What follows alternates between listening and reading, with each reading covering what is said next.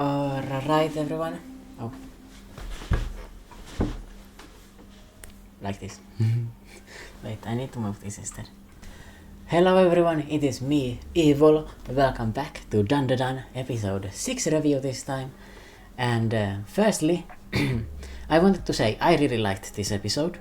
There was more fighting in this one. I mean, it was an actual action shonen episode that you would expect, right? It reminds me a lot of like early Bleach.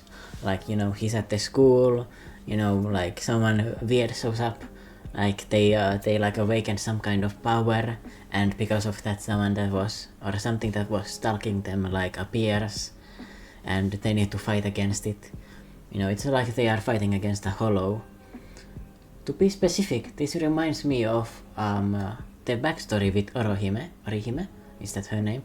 Where her brother shows up like as a hollow, and they need to defeat her because he's become like twisted. So this reminds me of that a lot. Now, firstly, something I really liked in this episode is here. So, this random bully that was just beating up Okarun in the previous episode, I'm pretty sure this is the one that shoved him like down. Like she's bad-mouthing Momo, you know, the girl.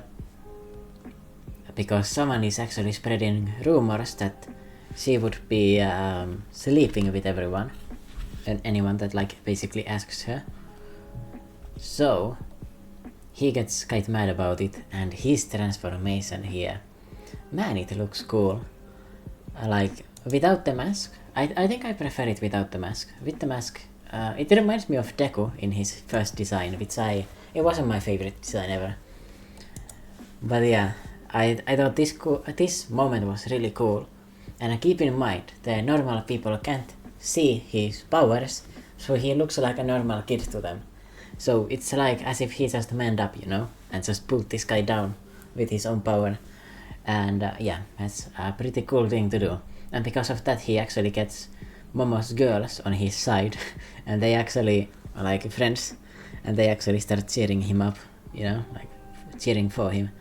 Like when they are having this conversation here.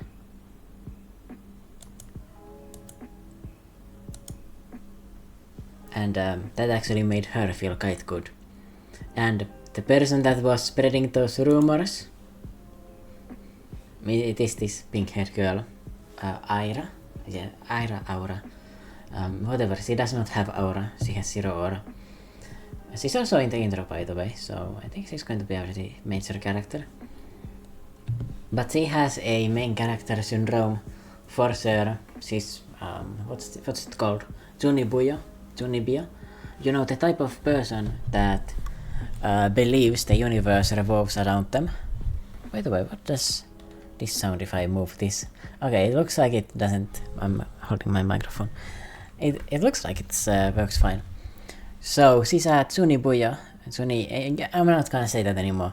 But you know, she's narcissistic and obsessed with herself, and she found his Kintama on the ground, like when the granny was defeated, like the things blew up, the crab monster, like his balls just fell to the ground over there, and she happened to be there and picked it up.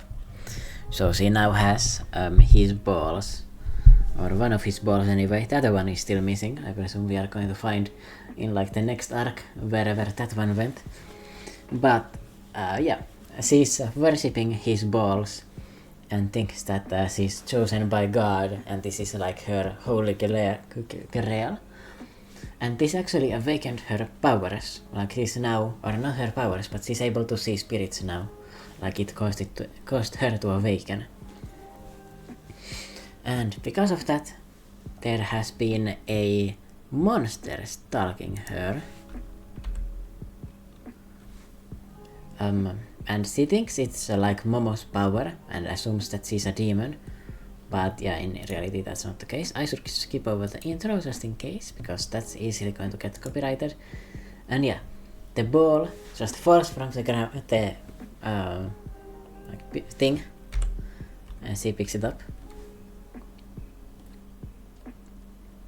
And then in the background we have this really cool scene, you know, with the crab monster and everything getting deleted.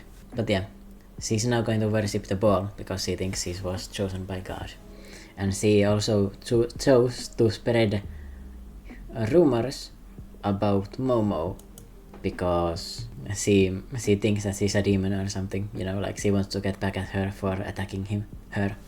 Because she was actually able to see Momo's like telekinetic powers, I guess, because of the fact that she awakened. Like she actually had his balls on her since yesterday. And she's getting stalked. Okay, I'm not gonna find the moment where she sees the thing stalking her, I think, but there is a monster looking outside, waiting for her. And this monster has actually been waiting for her for 10 years. But okay, they talk about how there might be, yeah, there's a strange woman, they also noticed her. And she decides to try and kidnap Momo, or I guess kill her with the power of the cross and the holy book. And her friends were just willing to do it with her. Like they were completely down to attack this innocent person because they don't actually know that she is a demon, and they would obviously not think that she's a demon because that's a bit of an extreme assumption to make, right? But they just go with her anyway, so I guess W friends, you know? Obviously, that's not really something very smart. And okay, she uses her telekinetic powers on them. I don't know if this part is really necessary. I feel like these normal girls, you could pretty easily kill them if you throw them like that. Like if you throw a real life person, I feel like they would die from that. But anyway, like she shoves Okarun's balls into her face, into Momo's face. That's kind of fucked up. Like she's debagging her, and suddenly this monster appears, and this monster actually has the pink aura instead, right? So again, they are using the color schemes. Ooh, and he gets the red color scheme to fight against it, right? Alright, let me pick a good... Yeah, that is the monster, the acrobatic Silky. And it is like obsessed with being a mother. And it believes that it is her mother because she called her mother 10 years ago. And like it has been stalking her ever since, waiting for her to be able to see her. And it is because of the fact that she held the golden ball that she was able to sense her. And then, of course, they are fighting her. Okarun is here, he tried transforming, it was not successful. And I guess this is kind of a war session because she's going to eat all three of them. Like, she's actually really strong. And has like this kind of ballet dancer fighting style. With the ability to spin around and everything. Okay, here's a good moment. So like the Turbo Granny like is actually giving them advice, but because she doesn't have her powers, she's not able to do anything. Although I presume even if she had her powers, she would probably just attack them instead. You know, like you don't ever trust a Sukuna whose power you've taken when they make a bargain, you know. Like you know that this monster is going to just try and eat you with the other monster there, right? So this the acrobatic Silky, it grabs her by the neck, right? It's actually pretty tall, by the way. It starts spinning Momo around like this, and she's actually able to tank it. Like I know in the previous episode, I think it's in episode 2, where she's fighting the alien and she gets thrown to the wall and like pummeled over and over so hard that the concrete cracks, but I feel like this attack is even stronger. And like she's like completely fine after this. She actually has pretty good durability, or I guess not completely fine. She's passed out and everything. And yeah.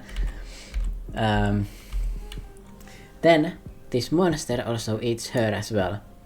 And it's clearly not completely cognizant because it ate the girl that it thinks that is its baby.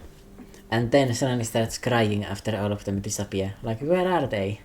You know, so clearly there has been some twisting going on with the mindset of this monster. Because I guess, yokai. They are called yokais.